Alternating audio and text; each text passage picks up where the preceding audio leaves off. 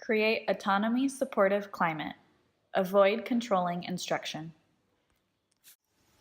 Effective goal setting and teaching take place within an autonomy-supportive climate.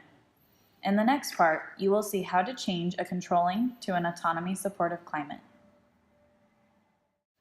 What is your motivating style in teaching? Controlling or autonomy-supportive? Avoid controlling instruction. For example, please set goals on this activity for the coming week. Another example, Mary, you have to commit yourself to achieve your goals. Why to avoid controlling teaching, such as have to or must to? It minimizes students' intrinsic motivation, engagement, persistence, creativity, self-regulation, performance, and well-being. Interact with students about goal setting in an autonomous way. In the next slides, you will learn that an autonomy-supportive climate is where physical education teachers nurture students' inner motivational resources, acknowledge and accept students' expressions of negative affect, provide explanatory rationales when students resist to become self-regulated learners, offer choices, take the student's perspective, are patent with students and offer them the time they need to learn and behave, use non-controlling language, and provide empowering and not controlling feedback.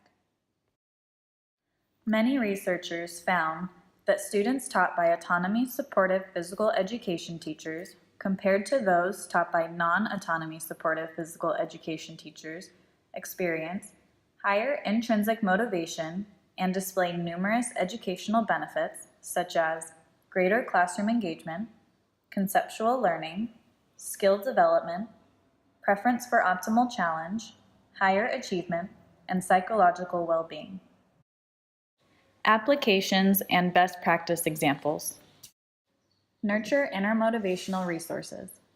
In the goal-setting process, try to vitalize students' inner motivational resources, their ABCs, where A stands for autonomy, B stands for belongingness, and C implies competence.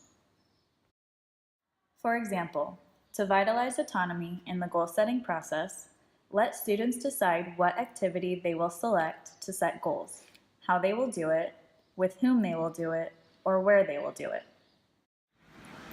What physical activity would you like to do after school?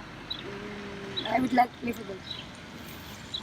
I think I would like to play tennis. For example, to vitalize belongingness, make students feel that they belong to your class and you care for them. For example, by encouraging schoolmates to support other students to achieve their goals. What is your personal goal in basketball free throws for next week? 2 out of 5.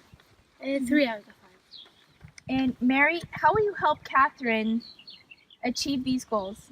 We practice together 2 times per week after school. Did your after-school physical activity create any problems in your other activities? No, no problem. No? Okay.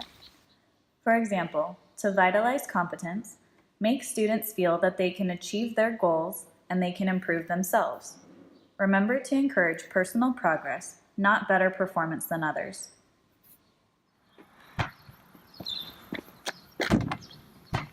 Nice!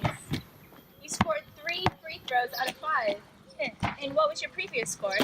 My previous score was 2 out of 5. Well done, you've improved your score. Acknowledge and accept negative feelings. Many students find difficult to follow a goal-setting process. Acknowledge and accept students' negative feelings. Invite students to find solutions that will sustain their persistence without feeling negatively. It's boring, I tell you. Yes, maybe it seems boring at the beginning. For many students it does, until they get used to it. But we have seen that little by little, students get used to it, and later it becomes a routine that they enjoy. Provide explanatory, meaningful rationales. Offer verbal explanations that help students understand why goal setting and self-regulation would have personal utility. Why to write the exercises that we do in paper? It's boring, I don't need it. I remember them anyway. Yes, maybe it's boring for many of you, but it's been found that in this way, you can better monitor all your progress to improve, and you remember easily without effort the next exercise in your personal schedule. Offer choices. Provide information about options and encourage the initiation of students' own actions. It's hard to set fitness goals this week. We will have many tests in school and I won't have time to go to the gym. If you don't have enough time to go to the gym, you can make a break between your homework by doing a physical activity that you like. For example, push-ups, curl-ups, trunk lifts, semi-squats, heel raises, or stretching. What is closest to your interests that you can choose to do this week? Take the student's perspective. Ask students to give their input about the lesson or an activity and then integrate their perspectives into the lesson plan. You can ask suggestions at the end of class to integrate them into the next lesson plan. When do you want to complete the goal-setting card today? I can do it now. I will do it after homework. Perfect. Display patience. Allow time for self-paced learning to occur, displaying patience. Watch, listen, be responsive to students' initiatives, communicate your willingness to help, and do so after being asked, signaled, or invited. Avoid rushing into intervene or fix the problem, as in, here, do it this way like I showed you. Get my diary. I have totally forgot it. Don't worry. Can you find something that will help you with this? I can't think of something. Maybe you could put a reminder in your phone? Okay. Okay. Use non-controlling and informational language. Use language that minimizes pressure, exclude shoulds, musts, and have to, I want, I asked, etc., and convey a sense of choice and flexibility. For example, replace you must set goals to you will gain if you set goals. Replace I want you to keep your diary to it will help you to keep a diary. Did you achieve your goal for this past week? I didn't try. I see that this activity was difficult for you. Am I right? Yes, it was. Do you want to explore with me what we might do to help with it? Yes, I would like to do. Okay. Empowering feedback. Use positive feedback to recognize students' progress while trying to achieve their own goals. Acknowledge the positive results of their effort to achieve what they want, not what you want, not what they have to do. Don't say, finally, you made it, well done. Great! You made 2 out of 5 free throws. What was your goal for this week? 2 out of 5.